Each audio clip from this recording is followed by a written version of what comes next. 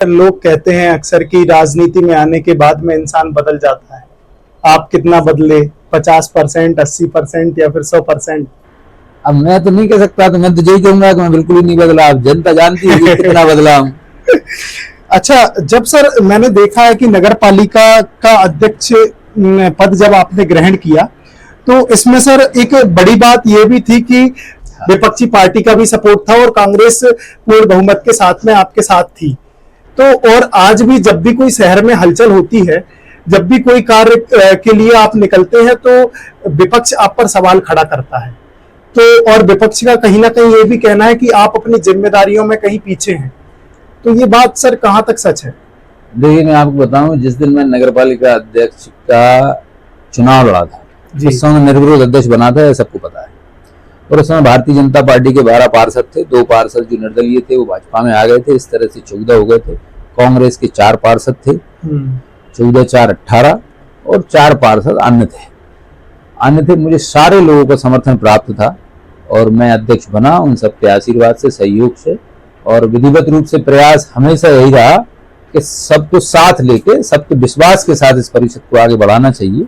लेकिन जो वो आरोप लगाते हैं, आपने 4.25 वर्ष के कार्यकाल के दौरान, मैं तो आपके माध्यम से भी चैलेंज करता हूं, एक भी जो आरोप उन्होंने लगाया है आज तक सिद्ध नहीं कर सके। आज तक कभी यह आरोप भेदभाव करते हैं या ये करते हैं। मैंने पहले दिन से ही, पहली जब परिषद की बैठक हुई तो संपूर्ण वार्डों में कोई निर्दलीय, कोई बहुजन, कोई कांग्रेस, कोई भाजपा नहीं किया, सबको बराबर से राशि बांटी। आने वाले दिनों में भी जैसे जैसे पीआईसी परिषद की बैठक हो, सबको बराबर राशि बांटने का काम करते हैं। कभी ये नहीं देखते कि निर्दलीय जी कांग्रेस से जितनी राशि मेरे वार्ड में लगाते हैं उतनी राशि कांग्रेस या अन्य लोगों के वार्डों में लगाते हैं। इसलिए भेदभाव का कोई महत्व नहीं। हाँ, लेकिन मानव स्वभाव है, जब कोई बार बार करता है, उंगली तो करता है, तो निश्चित रूप से उसको राजनीति का शिकार करने का भी मजा आता है, तो वो करते हैं। ये बात। अच्छा सर, जैसे आपने अभी कहा कि अभी तक कोई भी बात ऐसी स्पष्ट नहीं कर सके, तो एक मुद्दा मैं यहाँ पर रखूंगा कि विपक्ष द्वारा लगातार एक सड़क का जिक्र किया जा रहा है कि जो गर्ल्स स्कूल के पास वाली सड़क है, और जहां तक उस गली की स्थिति सर वाकई बहुत खराब है। और बताया जा रहा है कि इसका टेंडर 8 अगस्त 2025 को हो गया था। और वहां पर जो पार्षद है, विपक्षी पार्टी के नेता हैं रितेश जैन आजाद, कारण बताया जा रहा है कि वह नगर पालिका अध्यक्ष, सीएमओ, इंजीनियर सभी के गलत कार्यों का विरोध करते हैं, इसीलिए उस रोड को अभी तक पेंडिंग रखा गया है। जब तक वह विरोध बंद नहीं करेंगे तब तक हम रोड नहीं डालेंगे, ऐसा आपका मानना है, वो कहते हैं। तो सर ये बात कहां तक सच है और क्या राज है कि अभी तक वो रोड नहीं डली है? देखिए, यह कहना तो बिल्कुल गलत है कि किसी हम पर कोई आरोप लगाना और आरोप के बाद हम उन लोगों के काम नहीं करते। मैंने अभी आपसे कहा कि हम बराबर रूप से काम करते हैं। उस वार्ड में भी हमने इसके अलावा जितनी भी सड़कें हैं सब डालने का काम किया है, चाहे वो क्रमांक 1 के सामने वाली हो, चाहे गर्ल्स स्कूल के सामने वाली हो। जो भी समस्या है उसका पूरा समाधान करते हैं। हाँ, ये बात सही है, गर्ल्स स्कूल वाली गली को डालने का करना था, लेकिन बीच में जब हमने टेंडर किया था उसके बाद बरसात आ गई थी या ठंडे आ गई थी। ठंडे आने के बाद निश्चित रूप से सबको पता है कि गर्मियों में होता है डामर का काम, और गर्मियों में मैंने घोषणा भी की थी कि मैं मार्च से अप्रैल के बीच में उस सड़क का निर्माण करूंगा। लेकिन लगातार सब सस्ती लोकप्रियता हासिल करने के लिए बार बार कहना है कि रोड नहीं डल रही, रोड समय पर डलेगी, निश्चित डलेगी, बारिश के पहले डलेगी। नगर पालिका का संकल्प, उस रोड को डालने का काम करेंगे। अच्छा, बारिश के पहले वो रोड डलेगी, ठीक है सर। कभी ऐसा हुआ है कि आपने खुद गड्ढों से बचने के लिए अपना रास्ता बदला? नहीं, मैंने कभी नहीं। मेरा जो रास्ता है मैं उसी रास्ते से आता हूँ, गर्ल्स स्कूल वाली गली से जाता हूँ। मैं वहाँ का पार्षद रहा हूँ और वहाँ के लोगों के प्रति मेरी 100% सिंपैथी है, क्योंकि मैं सर्वाधिक मतों से चुनाव जीता था। तो मुझे भी अच्छा नहीं लगता। लेकिन अभी आपको पता है, मैं आपको स्पष्ट भी कर दूं इस समय कि डामर के टेंडर हुए जी, और डामर मार्च और अप्रैल में होना चाहिए था। जब टेंडर प्रक्रिया हुई थी उस समय 2 देशों का युद्ध नहीं चल रहा था, और डामर जो है वो बाहर से आता है, हमारे अंदर माने होगा डामर। तो डामर की जो रेट 54 रुपए थी वो शायद 97 रुपए हो गई। तो ठेकेदार को भी इस समय बड़ा नुकसान हो सकता है। तो सभी ठेकेदारों ने, जो हमारा राजमाता चौराहे से अस्पताल, चौराहे तक अस्पताल से गुरुद्वारा, गुरुद्वारा से HDFC रोड भी काफी खस्ता हालत में, उसको भी बनाना था हमें। लेकिन अधिक डामर की रेट बढ़ने के कारण ठेकेदार लगातार निवेदन कर रहा है कि थोड़ा सा हमें समय दे दो, रेटें कम हो जाएंगी तो हम डाल देंगे। लेकिन हमने उनको कहा है कि अप्रैल लास्ट है, आपको डामर चाहे महंगा हो चाहे सस्ता, आपको करना पड़ेगा। और उस दृष्टि से डामर की सड़कें जितनी भी हैं शहर में सब डाली जाएंगी। सर एक रोड का जिक्र करना चाहूंगा जो अपनी सुराना चौराहे से धर्मेंद्र पान चौराहा पर डली। सर वहां की जनता का ये कहना है कि, और पार्षद जो हैं वहां के, उनका ये कहना है कि 2 साल में 3 साल में 3 बार वो रोड डल चुकी है, और रातों रात जब रोड डाल दी जाती है और पार्षदों को बिना बताए डाल दी जाती है, तो ये नियम के विरुद्ध काम इस तरह से क्यों हो रहा है? और सर जब अगर कोई रोड डलती है, 8 इंची का सीसी वहां पर कराया गया और 2 महीने बाद फिर से रोड डली, अगर खराब हो जाती है तो ऐसे ठेकेदारों पर क्या आपने कुछ कार्रवाई की? मैं इस बात को स्पष्ट कर दूं, ये आरोप एक व्यक्ति विशेष के द्वारा बार बार लगाए जाते हैं। जो धर्मेंद्र चौराहे से उधर की रोड की आप बात कर रहे हैं जी, ये रोड में जब अध्यक्ष बन के आया था, मैंने उस वर्ष इस पर डामर का काम कराया था। लेकिन आप भी जानते हैं कि धर्मेंद्र पान वाले से नीचे की तरफ आते हैं तो बारिश का पानी बहाव बनकर रोड पे से निकलता है, नदी जैसे, जब तक बारिश होती है, देखा है आपने, तो वो डामर की सड़क की नुकसान कर देता है, डामर फट जाता है। तो हमने परिषद में प्रयास किया कि हम इसको 8 इंची सड़क बना रहे हैं, तो हमने 8 इंची सड़क बनाई जी। अब ये कहना है कि 3 साल में 2 बार बना दी, कि 3 बार बना दी, 5 बार बना दी, उसको मैं स्पष्ट करना चाहूंगा आपके माध्यम से। वो सड़क 8 दिन बाद ही उसका धूरा उड़ने लगी। तो नगर पालिका की जिम्मेदारी, नगर पालिका का टेक्निकल विभाग ठेकेदार को नोटिस जारी करता है, उस नोटिस के माध्यम से उसका जवाब प्राप्त हुआ, उसने सारी जिम्मेदारी ली, उससे कहा गया कि सड़क को दुरुस्त करो। 1-1.5 महीने बाद जब थोड़ी गर्मी तेज हो गई तो उस पर उसने डामर किया। वो राशि उसी ने खर्च की और उसी ठेकेदार को करना होती है। यदि वो नहीं करता उस सड़क को दुरुस्त करने का काम तो उसके खिलाफ कार्रवाई होती, उसको ब्लैक लिस्ट किया जाता। लेकिन सिर्फ जनता, अच्छा दूसरे आपने कहा कि वहां की जनता, एक सिंगल आदमी भी उस धर्मेंद्र पान वाले से लेकर श्वेतांबर जैन मंदिर तक एक भी सिंगल आदमी ने उस सड़क के संबंध में कोई स्टेटमेंट नहीं दिया। वो भी जान रहे थे जब सड़क डाली गई थी, बहुत गुणवत्तापूर्ण डाली गई थी, लेकिन क्या परिस्थितियां बनी, कैसे उखड़ने लगी। तो वहां के लोगों ने, मेरा जो कि वही रास्ता है निकलने का, उनने मुझसे कहा कि यार जी रोड सड़क उखड़ गई। तो मैंने कहा आप चिंता मत करो, ठेकेदार को ही करना पड़ेगी, उसकी जिम्मेदारी है, और उसने करी भी, और आज आप निकलिए, बेहतर रोड है, कोई दिक्कत नहीं है। पहले मैं जो कह रहा हूँ कि पानी के भाव के कारण डामर उखड़ जाता था, अब वो इसलिए नहीं उखड़ेगा क्योंकि सड़क ऊंची हो गई है और कैंपर बन गया है, उसका कैंपर बन गया तो पानी अपने आप इधर उधर से निकल जाएगा।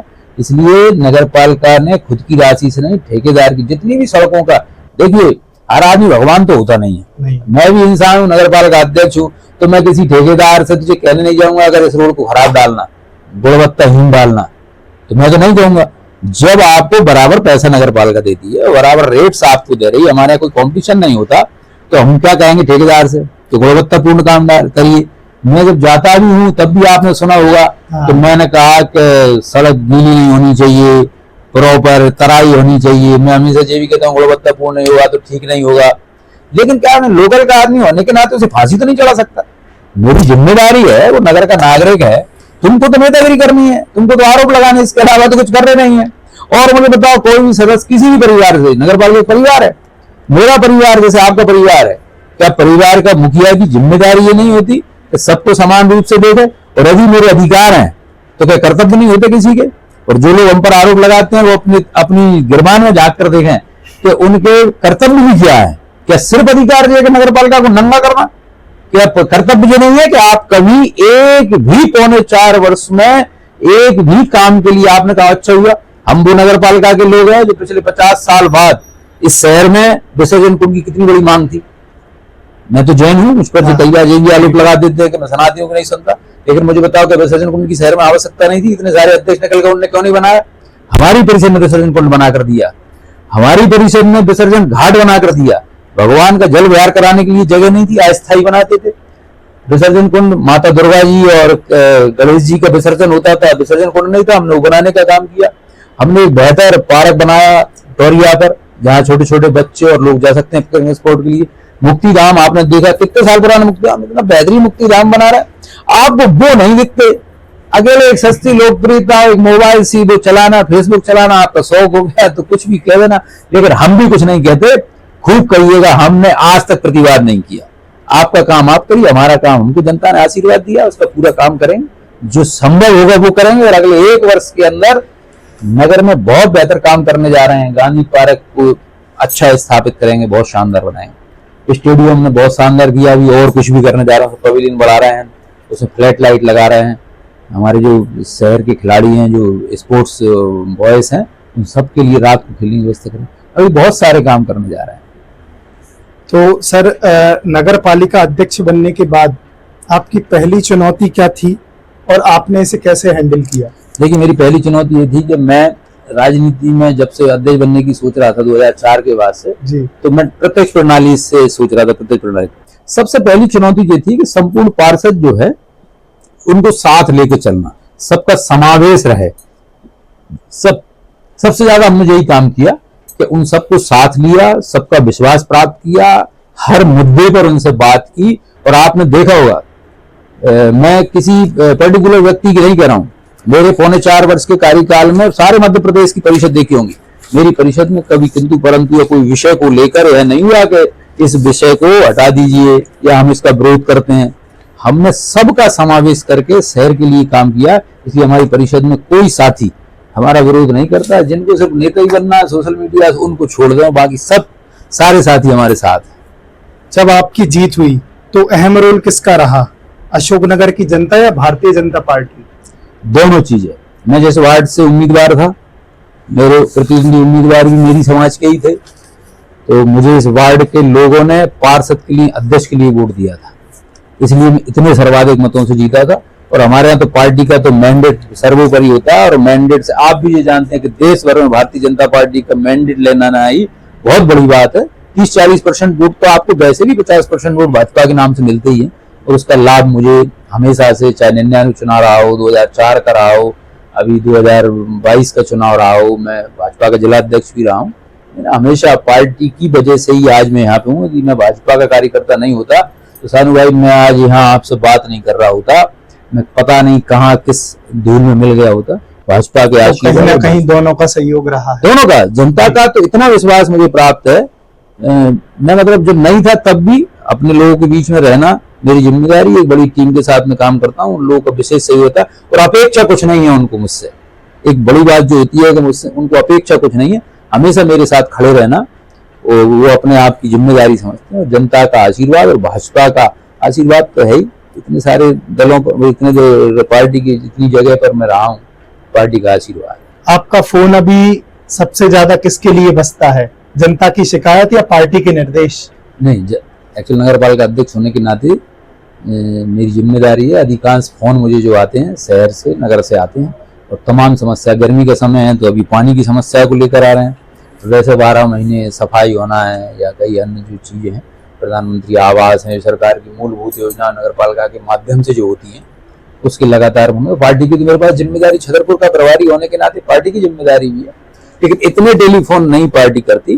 पार्टी ने तो दिशा निर्देश दे दिए, उसके बाद वो कहती है करके लाइए, वो करते हैं। लेकिन शहर के लोगों का अधिक टेलीफोन प्राप्त होते हैं, जिससे उनकी समस्या का समाधान तत्काल ही करने का काम करते हैं। उसको पेंडिंग नहीं रखते, कल देखेंगे, सुबह देखेंगे, तत्काल ही करते हैं। अच्छा, जैसे आपने अभी मूलभूत आवश्यकताओं की बात की, तो लेकिन आज दिन ब दिन गर्मी भी बढ़ती जा रही है, और पानी की समस्या को लेकर के सर अशोकनगर में बहुत हाहाकार मचा हुआ है।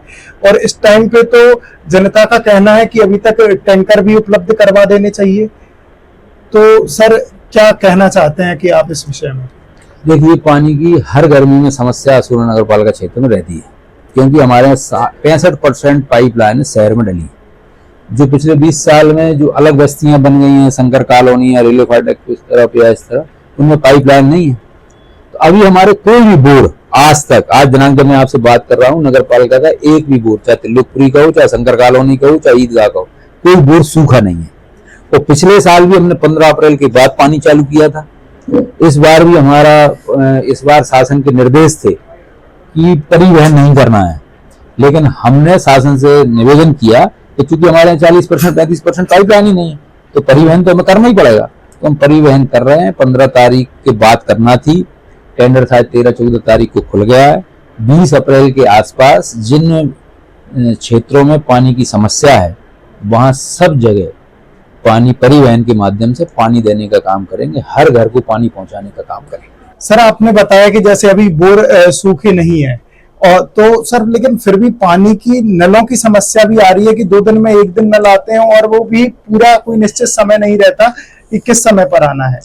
तो दो दिन में एक टाइम नल आते हैं जी, ऐसा नहीं है कि मेरी परिषद ने आके कर दिया है, ये पिछले 20 साल से व्यवस्था चली आ रही है। गर्मियों में होता क्या है, एक तो कभी कभी लाइट भी परेशान करती, गर्मी टंकी समय से भर नहीं पाती, 8-9 महीने दिक्कत नहीं आती, तो पानी की टंकी जब तक पूरी नहीं भर जाएगी तब तक हम पानी छोड़ते नहीं है, क्योंकि फिर हम पानी छोड़ेंगे कम टंकी से तो प्रेशर नहीं आएगा, तो समय से पूरा पानी नहीं मिलेगा। तो हो सकता है घंटे आध घंटा आजकल लेट चल रहे हो गर्मियों के कारण, तो हम पूरी टंकी भर लेते हैं तब सप्लाई देते हैं ताकि समय से पानी पहुंच सके। वो अलग बात है कि इस गर्मियों के दौरान हम समय में थोड़ा सी दिक्कत आ जाती है, 4 बजे समय है तो हो सकता है 4:30 और 5 बजे दें, लेकिन पानी हम पूरा देने का काम कर रहे हैं। हमारे पास कोई कमी पानी की नहीं है। और हमारे यहाँ तो एक बड़ी योजना भी आ गई है जिसको हम पिछले 2-3 साल से कह रहे थे, अमृत योजना, वो आ गई है। टंकियों का निर्माण हो गया है, लगभग 3 टंकियां ऊपर आ गई हैं। एक जो हमारी टोरिया फिल्टर प्लांट की हम शायद जून या मई में चालू भी कर देंगे उसको, और अगले साल तो समस्या आनी नहीं है क्योंकि पर्याप्त टंकियां और पर्याप्त पानी होगा। और आज की जो शहर की बस्तियां हैं, जो शहर का आवामंडल है, उसमें संपूर्ण पानी देने का काम करेंगे अगले 20 साल तक। फिर आगे बढ़ती जाएंगी तो फिर अगली योजना बनेगी। यदि आपको 1 दिन का नागरिक बना दिया जाए, आम नागरिक, तो नगर पालिका से आपकी पहली शिकायत क्या होगी?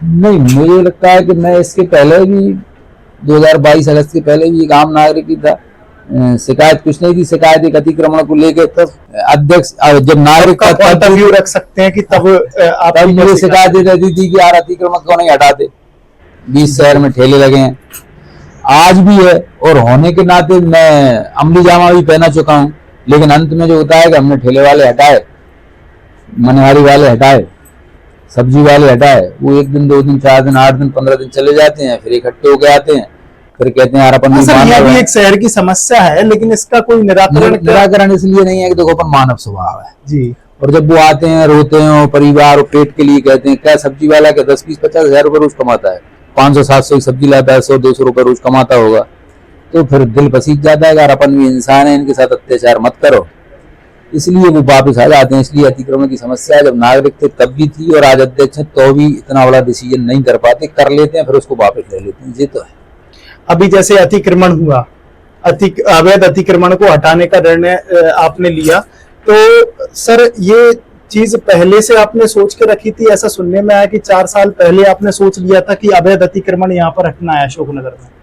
नहीं, मैंने आपको कहा ना जी, क्योंकि लोकल के लोग हैं, अतिक्रमण कौन करता है, नहीं, या आप करते तो अपने ही लोग हैं जी। अब उनको हटाने का इतना बड़ा आमाला बहुत मुश्किल है। अभी तो जो अतिक्रमण हटा था वो जिला प्रशासन ने हटाया, नगर पालिका नहीं हटाया। जिला प्रशासन जब भी अतिक्रमण हटाएगा, नगर पालिका का अमला तो उनके साथ रहना ही, मैसेज जाता है, नगर पालिका करती है। इस बार जिला प्रशासन ने हटाया था और हमने कलेक्टर साहब से निवेदन किया था कि सर बहुत गरीब वर्ग के लोग यहाँ रहते हैं, तो फिर उनने भी कहा कि ठीक है, तो थोड़ा बहुत कर करा कर रह गए थे। और फिर आप फिर देख लीजिए, वहीं के वहीं सब वहीं के वहीं बैठ गए, कोई हटा नहीं, कोई वहीं के वहीं।